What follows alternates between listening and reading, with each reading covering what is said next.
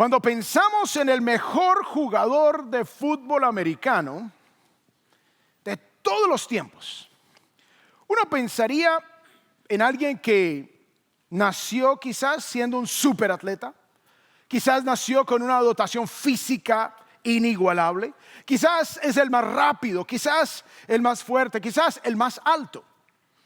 Ahora, en el fútbol americano hay mejores jugadores según la posición que ocupen. Sin embargo, la historia de Jerry Rice destruye ese mito que para ser el mejor tiene que uno haber nacido como el mejor. Resulta que cuando él llegó a la liga profesional de la NFL, los expertos decían que él no era material de estrella. Resulta que en las pruebas de velocidad, hay una prueba que se llama la carrera de las 40 yardas, Jerry Rice registró un tiempo de 4.7 segundos, que para un receptor de la NFL, que era la posición en la que él jugaba, es muy lento. Entonces con ese récord, muy flojo, realmente no tiene la velocidad. Así que los expertos en el deporte decían cosas como: es demasiado lento para escapar de las defensas del otro equipo. No va a correr suficientemente rápido para capturar el balón que le lanza el quarterback. No tiene el físico para aguantar los golpes. Viene de una universidad pequeña y desconocida. Nadie esperaba que él fuera alguien en el deporte. Como mucho, llegaría a ser un jugador promedio. Sin embargo, este jugador lento jugó 20 temporadas como receptor abierto en una liga donde el promedio son solo 3 temporadas. Resulta que Jerry Rice tiene el récord de más touchdowns en la historia de la NFL, con 208 touchdowns. Para los que no les gusta el fútbol americano, los goles. Metió 208 goles, de los cuales 197 fueron por recepción.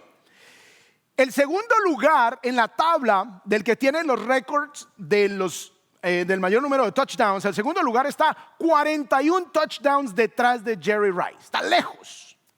Resulta que no solamente Jerry Rice tiene este récord, sino que también tiene el récord de más yardas por recepción, que son las yardas totales que un jugador gana o corre después de recibir el pase lanzado por el quarterback hasta que termina la jugada. Ya sea porque hizo un touchdown o porque salió del campo o porque lo tumbaron. Así que Jerry Rice tiene el récord con casi 23,000 yardas, casi 5,500 yardas más que el segundo lugar. Él tiene el récord del mayor número de recepciones en toda la historia de la NFL, con 1,549 recepciones. El segundo lugar en la lista está a casi más de 120 recepciones de Jerry Rice. Ahora, estos récords son considerados por los analistas deportivos como inquebrantables. O sea, no hay manera de que alguien los iguale. No hay manera. Es un hombre único en la historia. Y como si esto fuera poco, él ganó 3 Super Bowls. La pregunta a la luz de todas estas estadísticas es: ¿cómo es posible que un hombre que no tenía la velocidad, cómo es posible que un hombre que no tenía la habilidad natural, cómo es posible que un hombre que no tenía el físico suficiente se convirtió en uno de los mejores jugadores de la historia de la NFL? ¿Cómo es posible de que este hombre pase a la historia como el mejor receptor abierto de todos los tiempos, sin esperanza que alguien siquiera se acerque a alguno de sus récords? La diferencia en la vida de Jerry Rice la marcó algo que ningún otro jugador tenía en la misma medida. Aunque él no tenía el físico, aunque él no tenía la velocidad, resulta que él tenía algo que se llama la autodisciplina. Resulta que cerca de su casa había un sendero de montaña empinado que era brutal, 4 kilómetros, 2.5 millas. Y mientras otros jugadores talentosos durante la baja temporada se iban a descansar, se iban a un gimnasio con refrigeración, aire acondicionado, buenas bebidas, energizantes.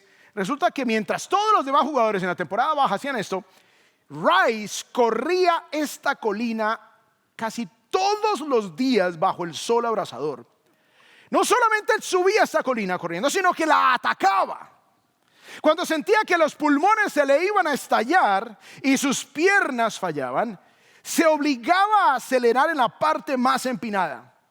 Y él dice en las entrevistas que él lo hacía porque sabía que nadie más estaba dispuesto a hacerlo. En el cuarto tiempo del partido, en el último tiempo de un partido de fútbol americano, él decía: cuando los demás ya están cansados, yo estaré fresco. Su disciplina era tan extrema que incluso sus compañeros de equipo, atletas de élite, intentaban entrenar con él un día y no volvían al otro día siguiente porque terminaban vomitando del cansancio y no aguantaban el ritmo. Así que la diferencia en la vida de Jerry Rice la marcó la autodisciplina. Y lo mismo es cierto en nuestras vidas. Y esto es precisamente de lo que vamos a hablar hoy. Y el título del mensaje es el fruto de la autodisciplina. Hoy veremos un pasaje en la primera carta del apóstol Pablo a Timoteo, donde él habla precisamente de este tema. Pero antes de iniciar, quiero compartir con ustedes la idea principal. Esto es lo que quiero que recuerden hoy, y es: la autodisciplina es el puente entre las buenas intenciones y la madurez. Estamos al inicio del año y todos tenemos unas intenciones maravillosas, ¿no? Tenemos buenas intenciones, estamos listos, ya hemos hecho planes. Ahora sí, este es el momento, no más. Vamos a romper esos malos hábitos y arrancamos con toda. Pero esas son las buenas intenciones. La autodisciplina te llevará esas buenas intenciones y las llevará a que se conviertan en madurez. A Jerry Rice le fue necesario autodisciplinarse de una manera tal que lograra madurar al máximo potencial que él tenía. Y aunque habría otros jugadores más capaces, más dotados, solo Jerry Rice tenía ese nivel de autodisciplina que lo llevó al Salón de la Fama del fútbol americano profesional y al Salón de la Fama del fútbol americano universitario. Vamos entonces a leer 1 de Timoteo capítulo 4, versículo 7, leemos de la Nueva Biblia de las Américas. Dice: pero nada tengas que ver con las fábulas profanas propias de viejas. No se ofenda a nadie, por favor. Ya vamos a explicar qué significa eso.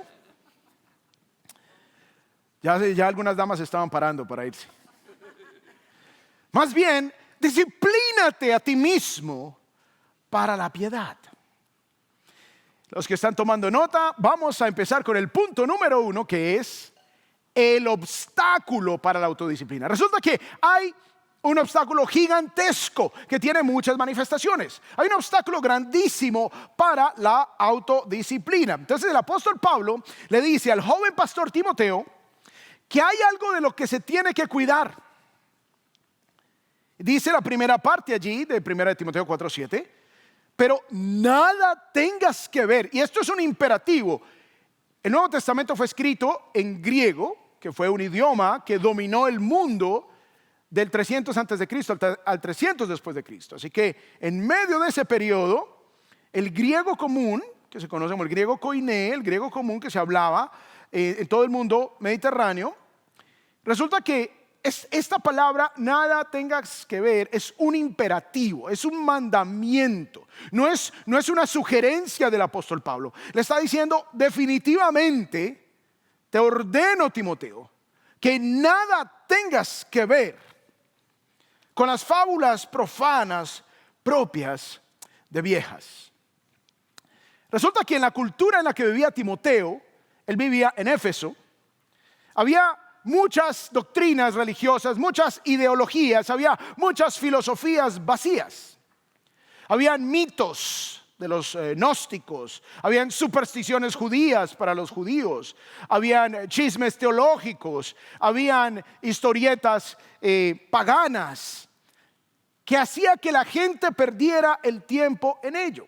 Ahora, cuando Pablo utiliza la palabra aquí viejas, está hablando de las mujeres mayores. Y en realidad suena en español un poco fuerte. Sin embargo, lo que el apóstol Pablo está diciendo es que las abuelitas tienen la tradición y la costumbre de contar historias a los niños. Entonces, Pablo le está diciendo, no te enredes de ninguna manera, bajo ningún criterio. No te enredes en cualquier cosa que sea como una fábula o un cuento de abuelita. Esos son obstáculos para tu autodisciplina. Eso va a hacer, Timoteo, que tú pierdas el objetivo principal a lo que Dios te ha llamado. Hoy día esas fábulas y cuentos de abuelitas para nosotros serían la chatarra mental y espiritual que consumimos. En el primer siglo eran todas esas filosofías paganas, eran todos esos mitos judíos, eran todas esas vanas palabrerías y cuentos. Pero hoy tenemos las redes sociales, en donde perdemos tanto tiempo que se convierte en un obstáculo para nuestra autodisciplina. Nos proponemos leer un libro al mes y no leemos ni uno al año. Pero cuando miramos y analizamos el tiempo en pantalla y abrimos nuestro celular allí en la configuración y vemos tiempo en pantalla, wow, 3, 4 horas al día. Entonces, lo que el apóstol Pablo nos estaría diciendo hoy en el siglo XXI sería, no tengas que ver con absolutamente nada que te distraiga de una autodisciplina. No tengas nada que ver, no te enredes, no te dejes dominar por el YouTube, no te dejes dominar por el Netflix, no te dejes dominar por las novelas, por las series. No te dejes dominar por las falsas teorías.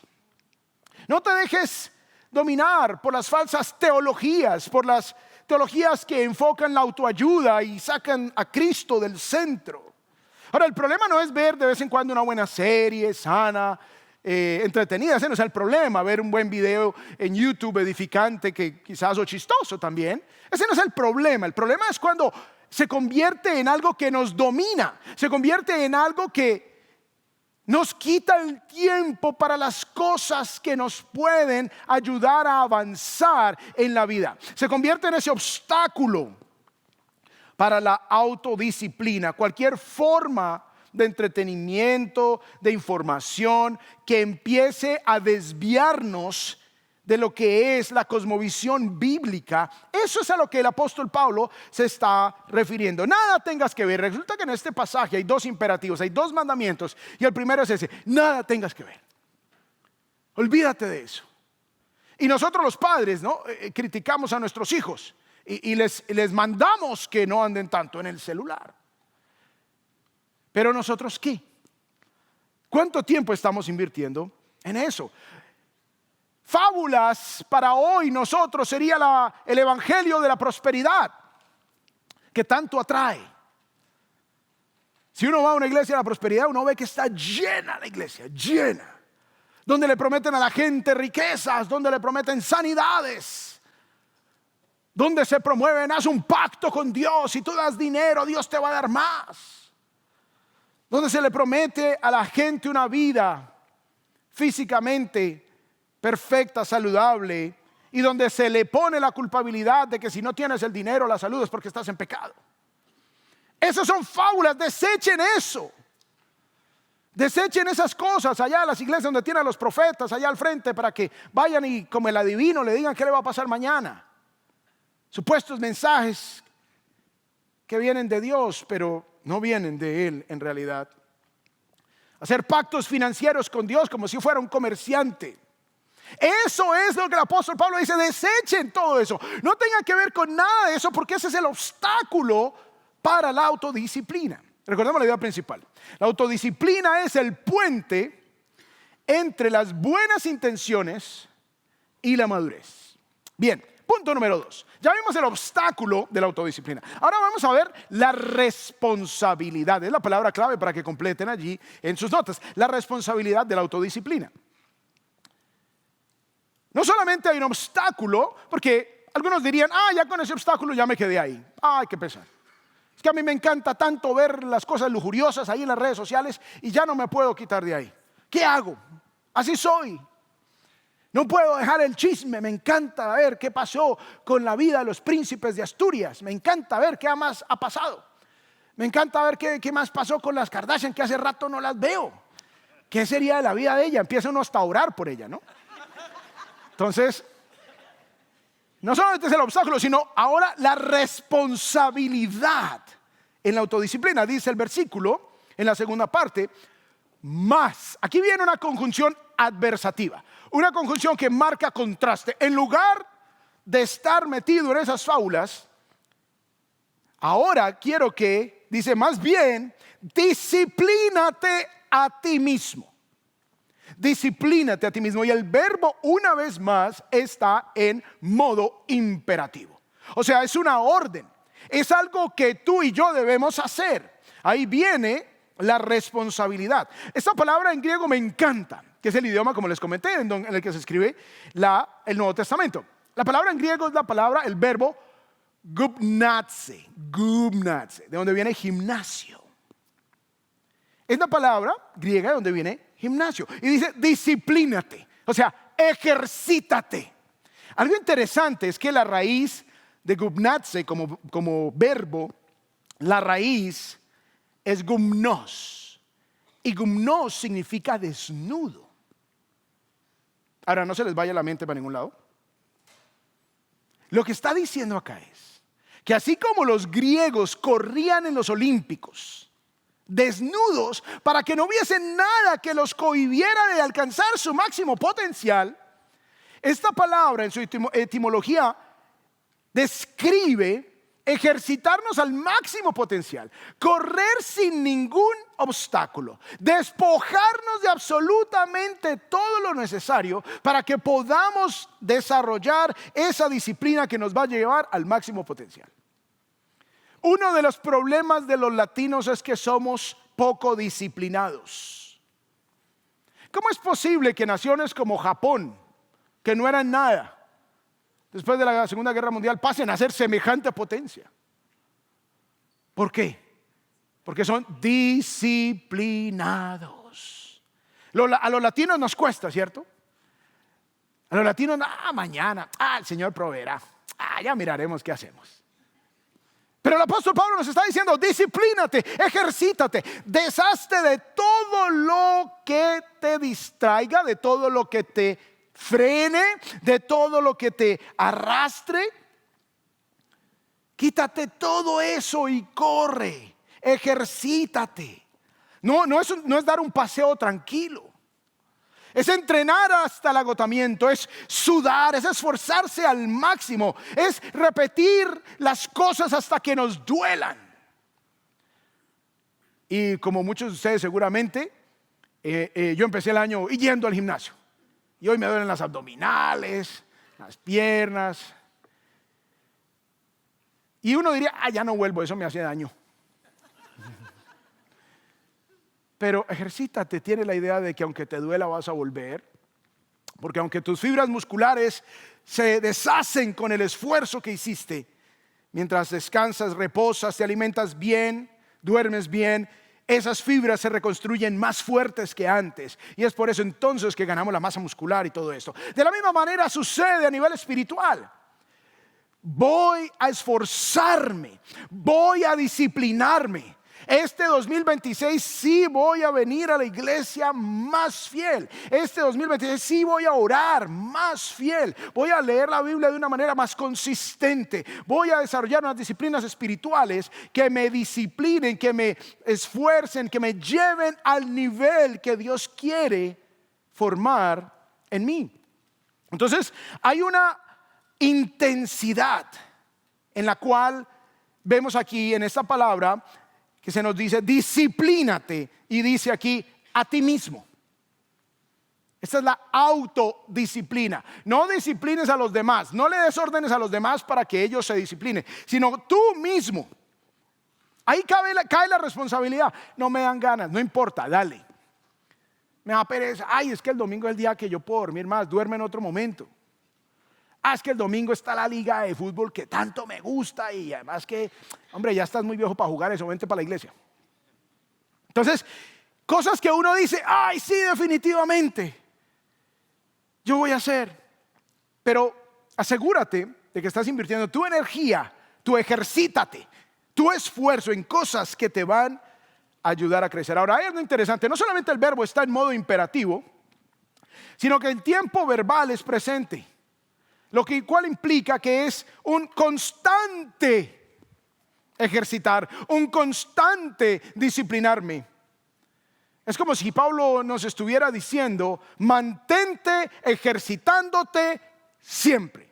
Eso es básicamente la traducción de este verbo en el griego. Así que la autodisciplina es la capacidad entonces de imponerse la propia disciplina, controlar los impulsos y las reacciones propias para alcanzar objetivos, guiándose a uno mismo sin necesidad de ningún control externo, mediante la fuerza de voluntad, la constancia, el autocontrol, incluso cuando no deseo hacerlo.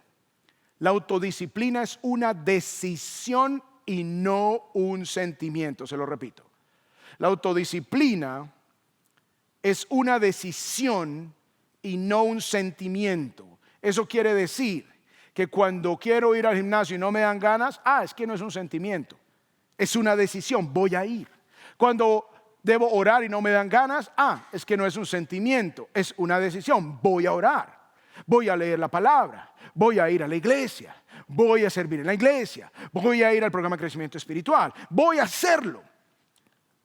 Y allí dice el apóstol Pablo: a ti mismo, esa es tu responsabilidad. Nadie lo va a hacer por ti. Nadie lo va a hacer por ti. Tú tienes esa responsabilidad. Yo no puedo ir a la casa de todos a sacarlos allá de las cobijas. Por favor, vayan a la iglesia. Por favor, sirvan al Señor. Por favor, disciplínense. No puedo. Como ustedes tampoco lo pueden hacer por mí. Cada uno de nosotros tenemos la responsabilidad individual. Yo te puedo servir el alimento espiritual aquí a través del mensaje de la palabra de Dios, pero es tu responsabilidad digerirlo, masticarlo, aplicarlo. No lo puedo hacer por ti. Recordemos la idea principal: la autodisciplina es el puente entre las buenas intenciones y la madurez. Punto número 3 y último: la meta de la autodisciplina es la piedad. Esta es la palabra clave. ¿Cuál es la meta? Ya vimos el obstáculo. Cualquier filosofía, cualquier cosmovisión, cualquier ideología que vaya en contra de lo que Dios me ha dicho es un obstáculo para que yo entonces ejerza mi responsabilidad de autodisciplinarme. Y la meta es la piedad. Vamos a leer el versículo 4, segunda parte completo. Más bien, disciplínate a ti mismo para la piedad. Para significa hacia o con el propósito de. O sea, la meta de ejercitarnos, la meta de disciplinarnos, la meta de autodisciplinarnos es la piedad. No es mira cómo soy, no es el orgullo, sino es algo que en griego, en el original la palabra es eusebian, de ahí viene el nombre Eusebio, y significa piedad. Y esta es una palabra compuesta. En griego, eu significa bueno o bien, y la segunda parte significa reverenciar o adorar. Entonces la piedad no significa ser solamente buena gente. La piedad no significa solamente tener una buena moralidad externa o tener cosas así, sino que significa tener una actitud de reverencia y temor hacia Dios que se manifiesta en acciones visibles. O sea, piedad es vivir una vida orientada hacia Dios. Esa es la piedad. Entonces debemos ejercitarnos para vivir como a Dios le agrada. Debemos ejercitarnos para hacer lo que Dios quiere. Debemos ejercitarnos para hablar como a Dios le agrada que hablemos, para que pensemos como a Dios le agrada que pensemos, que para que nuestro tiempo libre sea usado en cosas que a Dios le agraden y sea Él exaltado. En los versículos anteriores, Pablo le habla a Timoteo de los falsos maestros, de las falsas doctrinas, de los mitos. Eusebia, piedad, es lo opuesto, es una realidad sólida de una vida transformada por la presencia de Dios. La piedad es la madurez espiritual. La piedad es que tú te parezcas cada vez más a Cristo. Esa es la piedad. Es como debe ser una persona madura en el Señor. Que su meta principal sea ser cada vez más como Cristo. Ese es el objetivo. Y luego dice en el versículo 8, el apóstol Pablo ahí seguido, dice, porque el ejercicio físico aprovecha poco. Pablo no está diciendo que el ejercicio físico sea malo. Como veremos en el resto del versículo, el objetivo de Pablo es mostrarnos que aunque hay beneficio, es muy poco comparado al beneficio que trae la piedad. Claro, es bueno, hay que hacer ejercicio. Tenemos que cuidar el templo del Espíritu Santo. Tenemos que administrar bien nuestro cuerpo. Tenemos que cuidarlo para que nos dure y para que no estemos enfermos después padeciendo. Pero vivimos en una cultura obsesionada con el cuerpo y el bienestar físico. Especialmente en esta época, ¿no? Nos salen anuncios de todo. Todos los productos que se venden, todas las máquinas, todo. Y todo el mundo que sale ahí es perfecto, ¿no? Perfecto. Pero ¿de dónde salieron? Todos los hombres, y a mí ya me sale, ¿no? Que más de hombres de más de 45 años y salen con unos abdominales así, unas rocas, y salen fuertísimos. Y no, pero ¿a qué horas va uno a ver si así o la? Ya me genera depresión. Oye, Señor, perdóname, lo feo que soy. Pero el objetivo de Pablo es, miren, el ejercicio físico tiene un provecho limitado, tanto en impacto como en duración. El objetivo de Pablo es reordenar nuestras prioridades. Y luego nos dice el versículo, pero la piedad es provechosa para todo, pues tiene promesa para la vida presente y también para la futura. O sea, Pablo dice, el ejercicio físico sí tiene su beneficio, pero comparado al beneficio de la piedad, pues queda corto, porque el beneficio físico es limitado a este mundo, es limitado a este momento, es limitado aún a tu edad. Un cuerpo fit no arregla un matrimonio roto. Un cuerpo fit no calma una conciencia culpable. Un cuerpo perfecto no te da paz en medio de la tormenta. Así que el cuerpo físico, por más de que lo entrenes, por más cirugías que te hagas, por más dietas que hagas, está en un proceso irreversible de decadencia. El ejercicio solo retrasa lo inevitable y vuelvo, insisto, hay que cuidar el cuerpo, hay que ejercitarnos, pero que esa no sea la meta principal de tu vida. Al momento de morir, todos esos músculos y todas esas curvas en las damas quedarán en la tumba y se las comerán los gusanos. La capacidad pulmonar quedará en el ataúd. Pero la piedad es provechosa para todo, pues tiene promesa para la vida presente y también para la futura. Porque a diferencia del gimnasio, la piedad no se queda en un compartimiento, sino que se filtra a cada área de la existencia humana. La piedad, la búsqueda constante de ser como Cristo, te va a ayudar a reducir tu ansiedad porque vas a entender quién es Dios mejor y vas a aprender a confiar más en Él. Así que tu salud mental y emocional va a mejorar. Tiene beneficios en el presente. La piedad nos hace mejores esposos, mejores padres, mejores amigos. El fruto del Espíritu va a empezar a transformar nuestras relaciones, el amor, la paz, la paciencia, la fe, la benignidad, el dominio propio. Todas estas cosas van a empezar a impactar nuestras relaciones. Así que la salud mental, la salud emocional, las relaciones, además el carácter.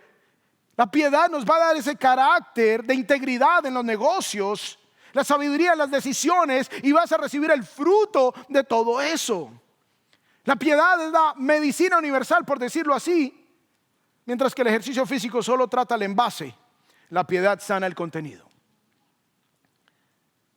Y este es el punto culminante del argumento. Pablo dice que la piedad es la única inversión que paga dividendos en dos monedas diferentes. Una moneda aquí y ahora, la vida presente. Mucha gente dice, ay no, es que ir a la iglesia y ser piadoso, eso es muy aburrido. Eso es súper aburrido. Dios como que quiere quitarnos la capacidad de divertirnos. Miren, no hay nada más gozoso y verdaderamente divertido que vivir una vida con Dios. Lo que pasa es que no la conoces. Y por eso crees que el gozo que experimentas ahorita, crees que eso es lo máximo. Pero cuando tú encuentras, trabajas y reconoces el gozo que hay, la plenitud de una vida con Cristo, Ya lo demás pasa a ser basura, y Pablo lo dijo. Lo demás es visto como basura al incomparable valor de tener a Jesús en nuestras vidas, de vivir un matrimonio en Cristo, de poder criar una familia en Cristo, de poder hacer negocios con principios bíblicos. Es completamente diferente. La piedad te libra hoy de las consecuencias destructivas del pecado, de los vicios, de la cárcel, de familias destruidas. Nomás ahí ya tienes una ganancia increíble. La piedad hoy nos da propósito, nos da gozo, nos da la presencia de Dios en medio de la dificultad. Y también está la moneda del futuro. Nos pagan dos monedas, aquí en el ahora, la piedad, y también en el futuro. Lo único que te llevas al otro lado de la muerte, es quién eres. Eso es lo único que te llevas. No te llevas lo que tienes, ni te llevas cómo te ves.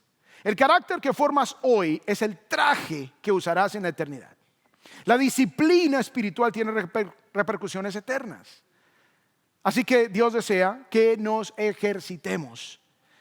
El retorno de la inversión de trabajar en de pronto el ejercicio físico es que te da buena salud por algunos años, y eso hay que hacerlo. Pero el ejercicio espiritual te da el carácter para siempre. Lo único que te llevas al cielo es en quién te has convertido. No olvidemos la idea principal: la autodisciplina es el puente entre las buenas intenciones y la madurez. Bien, ya vimos entonces el obstáculo, ya vimos la responsabilidad y vimos cuál es la meta. Ahora les voy a dar una estrategia para establecer metas, y esta la vamos a estar trabajando un par de domingos más para establecer metas muy concretas, y hoy vamos a cerrar con una meta puntual para que podamos empezar a establecer metas que transforman. Muy bien, en sus boletines está esta gráfica que dice metas. Vamos a empezar con la palabra M. Es un acróstico en donde la M significa que las metas que tú establezcas deben ser medibles. No digas, voy a bajar de peso este año. Tienes que medirlo. Voy a bajar cuántas libras. Tienes que medirlo. ¿Cómo sabrás que avanzas? Si solo dices tengo que bajar de peso, ¿cómo sabrás que avanzas? Debe ser medible. La E, las metas deben ser específicas. ¿Qué quieres lograr exactamente? Específico. Debes poder medirlo. Ok, lo voy a medir en libras. Y va a ser específico, le voy a asignar un número. T, deben ser tus metas teocéntricas, o sea, arraigadas en la palabra de Dios. Evalúa tu motivación. ¿Para qué quieres hacerlo? ¿Para qué quieres hacerlo, mujer? ¿Para sacar fotos ahí toda sexy en las redes sociales?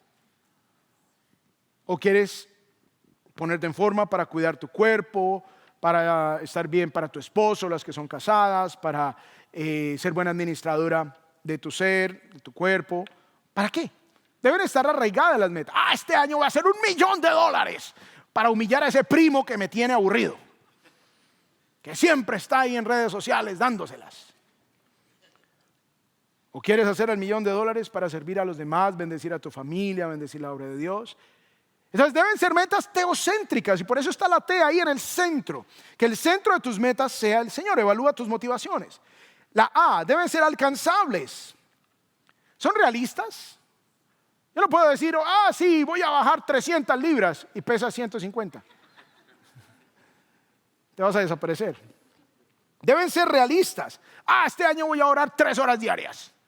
Y ahorita ni horas al comer. Deben ser alcanzables, deben ser razonables. Y la S, deben estar sujetas a su voluntad. C, ese su va con S mayúscula porque está haciendo referencia a Dios. Depender del plan de Dios para mí. O sea, al final de todas estas metas, Señor, hágase tu voluntad. Yo voy a poner de mi parte, pero voy a sujetarme a tu voluntad. Ahora les voy a compartir cuál es la meta de mi vida a nivel general, a nivel ministerial. Y está en Colosenses capítulo 1, versículo 28. Esta es la versión Palabra de Dios para Todos. Dice: nosotros damos a conocer a Cristo a todos. Esa es mi meta y debería ser la tuya. Dar a conocer a Cristo a todos. Es medible, todos. Todavía te faltan, ¿cierto? es cristocéntrica. Nosotros damos a conocer a Cristo a todos, aconsejándoles y enseñándoles con toda la sabiduría que Dios nos da. ¿Por medio de qué? De su palabra. Pues queremos, y aquí viene la meta, pues queremos presentarlos a todos ante Dios espiritualmente maduros en Cristo. Yo quiero que el día que el Señor me llame a mí y me diga, bueno, allá estuvo visitando la iglesia por tanto tiempo, esta persona. ¿Qué hiciste para ayudarlos? Y la meta de Pablo es presentar a toda la gente que él tenía bajo su cuidado espiritual, maduros en Cristo. Miren que la meta de Pablo no era emocionarlos. Miren que la meta de Pablo no era enriquecerlos. Miren que la meta de Pablo no era hacerle cosquillitos en los oídos, decirle, ay, saca el tigre que hay en ti, tú eres grande, tú eres poderoso. No, ese no era el objetivo de Pablo. El objetivo de Pablo era que las personas crecieran espiritualmente, que fueran maduros en Cristo, que hubiese autodisciplina. Esa es exactamente la meta que yo tengo como pastor. Por eso en nuestra iglesia no van a haber shows, no me van a ver dando chaquetazos. No, nadie aquí se va a caer a menos de que se tropiece por ahí. No le voy a sacar el demonio. Nada de eso. Les voy a dar las herramientas espirituales y como iglesia y como equipo les vamos a proveer todas estas herramientas para que ustedes crezcan y maduren en Cristo. Entonces, la meta específica que hacemos como iglesia es el programa de crecimiento espiritual y ustedes tienen esta gráfica. Si no la tienen, levanten su mano por favor y se las hacemos llegar, ¿ok? Muy bien, aquí faltan algunas, por favor, mantengan su mano levantada y ya van a venir para dárselas, porque es importantísimo que ustedes se lleven esto, porque esta es la rutina. Ustedes van a un gimnasio y hay un poco de máquinas y ustedes llegan, levantan su mano, exacto, ahí están repartiendo todos los sugieres, muy bien. Entonces, uno va al gimnasio, pero ¿qué hago? Necesita que alguien le diga, mira, esto es lo que tienes que hacer. En esta máquina vas a hacer 3 series de 8, 3 series de 12. ¿Cuál es tu objetivo? Marcar músculo, definir músculo, ganar masa muscular, no sé qué, listo. Vas a hacer de esta otra máquina 4 series de 12, 4 de 15. Entonces, esta es tu rutina espiritual en un área, porque durante el mes vamos a estar dando otras áreas. Y vamos a empezar. La idea es que ustedes sean como ese árbol que está ahí en el centro. La idea es que ustedes sean árboles que den fruto espiritual. La idea es que sus vidas sean como árboles buenos, llenos de fruto. Que bajo la sombra de sus familias, bajo la sombra de su liderazgo varón, bajo la sombra de su cuidado mujer, las personas que están abajo sean bendecidas, porque ustedes son árboles maduros. Entonces, hemos desarrollado este programa de crecimiento espiritual en el cual queremos proveerles de herramientas adicionales a lo que tenemos a las 11 de la mañana acá, para que ustedes puedan crecer en diferentes áreas. Tenemos el primero, que es fundamentos teológicos. Ahí vamos a conversar de 10 doctrinas fundamentales que todo cristiano debe conocer a profundidad. ¿Quiénes somos delante de Dios? ¿Cómo saber que la Biblia es la palabra de Dios? ¿Quién es Dios? ¿Cuál es su obra en mí? ¿Cuál es el proceso? ¿Se pierde o no la salvación? ¿Cómo saber si yo en realidad tengo vida eterna? Todas esas preguntas las hablamos con calmita a las 9:30 de la mañana todos los domingos. Estamos por un semestre. Ahorita, al finalizar, voy a entregar hoy 34 certificados de personas que ya pasaron este curso y también pasaron el siguiente. El siguiente es cómo interpretar la Biblia correctamente.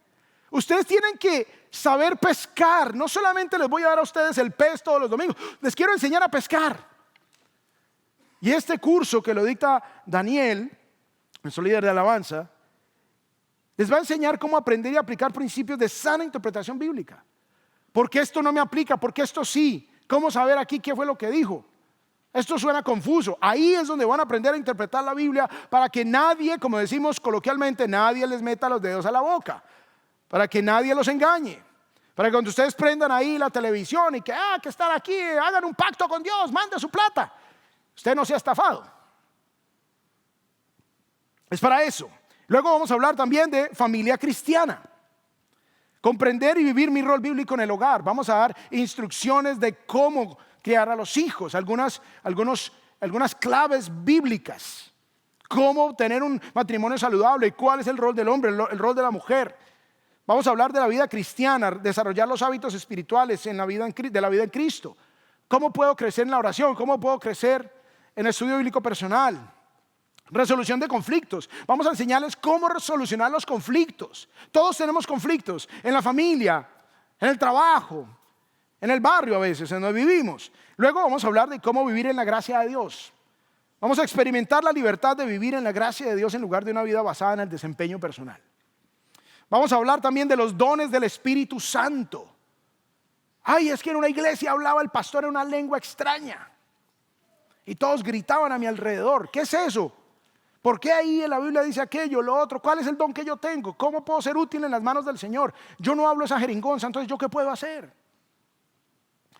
¿Cómo compartir mi fe? Vamos a implementar estrategias para compartir nuestra fe con otros y hablarles de Cristo, y para eso se requiere un entrenamiento y para eso se requiere que aprendamos. Ahora, esto es lo que queremos, que mientras ustedes vienen a nuestra iglesia, ustedes crezcan. No queremos que simplemente se sienten allí los domingos y vuelvan el otro domingo y nada pasa en sus vidas. Queremos tener comunión unos con otros, y este programa de crecimiento espiritual nos presta esa oportunidad de compartir. Pero ustedes dirán, ay, pero el domingo a las 9:30 de la mañana, uy, no, qué pereza. Ay, y los niños, mamás, tengo buenas noticias. Resulta que les cuidamos los niños. ¿Cuántas dicen amén? Eso. Las mamás quieren, no hallan un espacio a ver cómo descansan un poquito, especialmente las que están en casa, ¿no? Los niños son lindísimos, hermosísimos, pero después de un ratico ya empiezan a ser un poquito gravosos. Entonces, a las 9 viene antecitos, lleva al niño allí al programa infantil que tenemos en la iglesia, espectacular.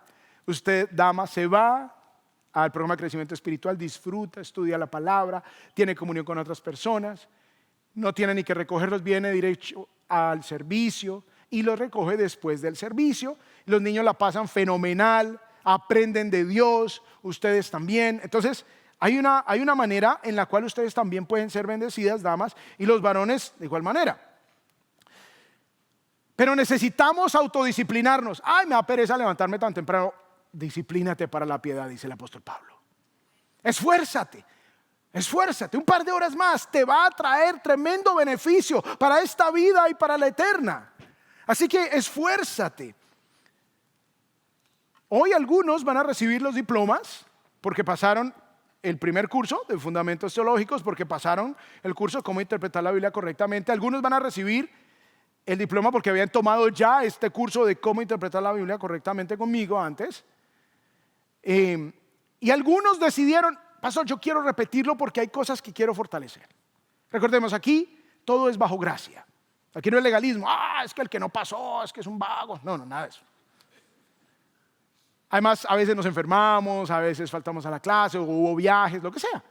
No importa, repítelo. La idea aquí no se trata de completar un curso. La idea se trata de que tú crezcas, de que tú aprendas, de que tú realmente interiorices todo en lo que creemos. Así que quiero invitarlos a que consideren que Dios no siempre premia a los más rápidos. De repente tú dirás, es que yo no tengo así una memoria prodigiosa, eso yo ya hace años que no estudio, eso no. Dios no siempre premia a los más rápidos, pero siempre honra a los más fieles. La disciplina espiritual. Así que la colina, ¿se acuerdan de Jerry Rice que subía esa colina y mientras todos estaban por allá descansando, el hombre le daba y le daba y le daba y le daba y le daba? Cuando llegara a la hora del partido, mientras ya unos aguantaban un ratico, el hombre estaba entero. Y eso lo llevó a ser uno de los mejores jugadores de la NFL. Así que la colina que subimos en secreto determina la victoria que celebramos en público. Los invito a que se inscriban, y ahí está en el boletín para que se inscriban, porque iniciamos el próximo domingo. Así que vamos a orar en este momento.